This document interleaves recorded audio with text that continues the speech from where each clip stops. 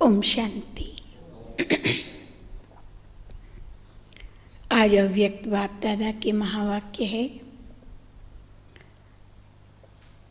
इसका डेट है 27/2/96, 27 फरवरी 96। आज की मुरली में बाबा सत्यता का पराकाष्ठा सुनाते हैं। बाबा कहते हैं कि बच्चे, सत्यता भी पवित्रता है। जहाँ असत्य होता है वो अपवित्रता होता है। हम जो समझते हैं कि केवल एक विकार को जीत लेना माना पवित्र हो गया, लेकिन अगर सच्चा नहीं रहा, सच्चा नहीं सोचा, तो वो भी अपवित्रता है। तो आज की मुरली में बाबा कहते हैं फिर भी चलो बाबा, सत्य बोल लिया, सत्य चल लिया थोड़ा सा, तो यही सत्यता नहीं है। तो बाबा कहते हैं सत्यता अर्थात अपनी निजी स्थिति में रहना कि आप कौन हो। समझो मैं अपने को देह अभिमान के हिसाब से चलती हूँ, चलाती हूँ, तो क्या ये सत्यता है? नहीं, असत्य है। फिर भी हम सत्य बोलते रहते हैं, लेकिन देहाभिमान रहता है। हम समझते हम प्रामाणिक चल रहे हैं, लेकिन हम देहाभिमान में रहते, तो क्या बाबा पूछते ये सत्यता है?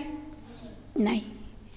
इसीलिए सत्यता का अर्थ है आज की बाबा की मुरली के अनुसार अपना सत्य के स्थिति में रहना, अपना स्वधर्म में रहना, अपना स्वमान में रहना, अपना स्वयं के स्वरूप की याद में रहना, अपने स्वयं की स्थिति जो परम धाम में अपनी निजी स्थिति है, उस निजी स्थिति में रहना।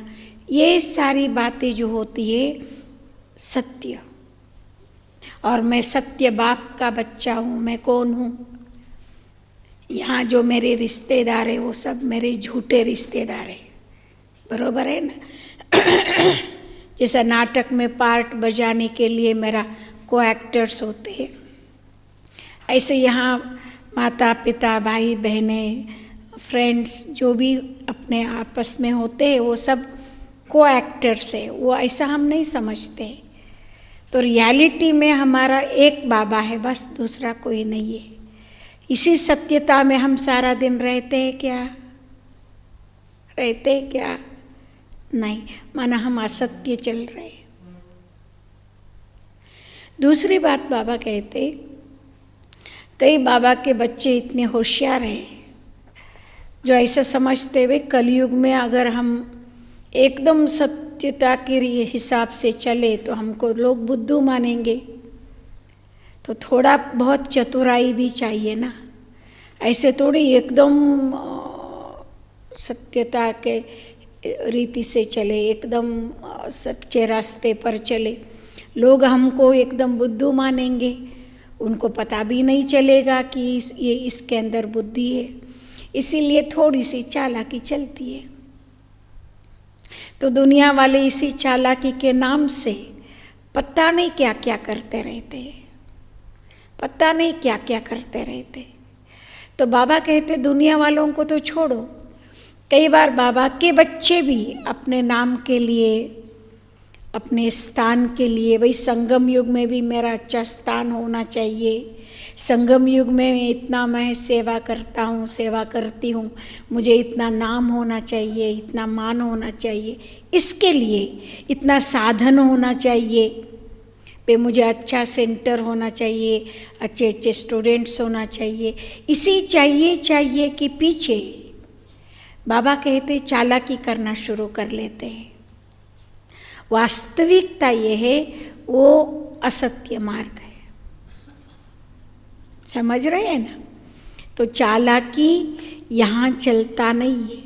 चालाकी में चलना वो श्रीमत नहीं है। श्रीमत है? नहीं है। चालाकी से चलना, इधर का उधर बना करके चलना नहीं, ये सब चालाकी नहीं चलता, ये भी श्रीमत नहीं है, ये भी सत्यता नहीं है। चालाकी से चलना चलाना ये भी सत्यता नहीं है, पवित्रता नहीं है। तो लास्ट में बाबा कहते, अच्छा अगर मैं सत्यता से चलती हूँ तो उसका निशानी क्या है, मैं कैसे बताऊं कि मैं सत्यता से चलूं। मुख से तो बोलने की बात ही नहीं है। मुख से अगर मैं 100 बार भी बोलूं मैं सत्यता से चलती हूँ, मैं सत्य बोलती हूँ, तो नहीं। लेकिन सत्य कैसे सिद्ध करे, तो बाबा कहते उसकी वाइब्रेशन से सत्यता का पता चलता है। एक व्यक्ति जो सत्य सोचता है, उसका सोच का वाइब्रेशंस बनता है, वो दूसरों तक पहुंचता है कि ये व्यक्ति सच्चा, वो दूसरा बोलता है, अपने को बोलने की कोई ज़रूरत नहीं है। दूसरे बोलेंगे ये व्यक्ति सच्चा बोलता है, ये व्यक्ति प्रामाणिक चलता है, ये व्यक्ति विश्वास पात्र है, ये और लोग बोलते हैं। ये पहला निशानी।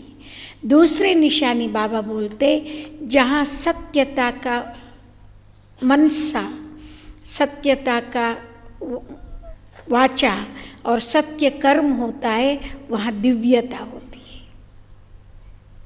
सुन रहे हो, दिव्यता दिखता है। जैसा नहीं कोई व्यक्ति जाता है तो ऐसा लगता है कोई फरिश्ता जा रहा है, बाकी और कोई व्यक्ति चलता है ऐसा है क्या है, दर्द दर्द दर्द चलता है, ऐसा होता है। तो व्यक्ति की चलने में उनकी दिव्यता का प्रत्यक्षता होता है।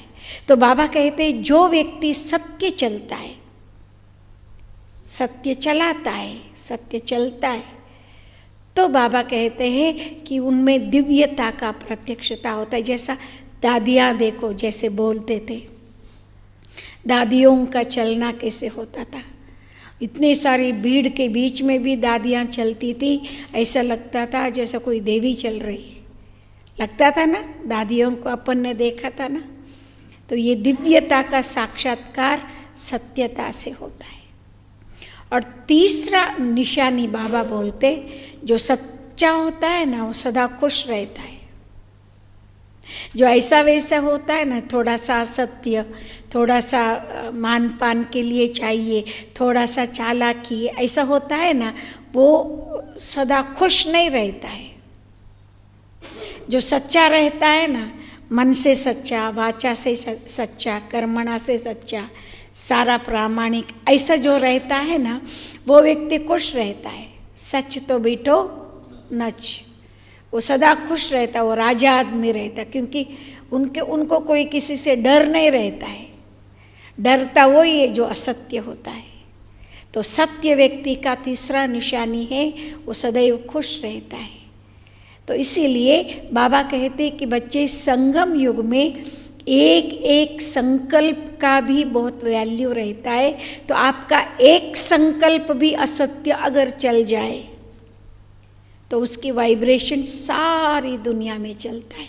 अपने को समझ में नहीं आता, अपने को समझ में नहीं आता, परंतु ये राइट बात है कि अपने अंदर अगर असत्य संकल्प भी चलता तो असत्य संकल्प पहुंचता है, सारी दुनिया को पता चल जाता है। तो एक अननोन व्यक्ति जिसको मैं जानती ही नहीं हूँ, उसके सामने भी मैं सत्य होकर के अगर चलूँ, वो भी मुझे पहचान सकता है, ये व्यक्ति बड़ा सच्चा लगता है, ये व्यक्ति के सामने हम कुछ बोलना चाहिए, ये व्यक्ति बहुत प्रामाणिक लगता है। ये अज्ञानियों को भी पता चल जाता, अननोन व्यक्तियों को भी पता चल जाता, अगर हम सत्य सोचते हैं, सच्चा वृत्ति रहता है।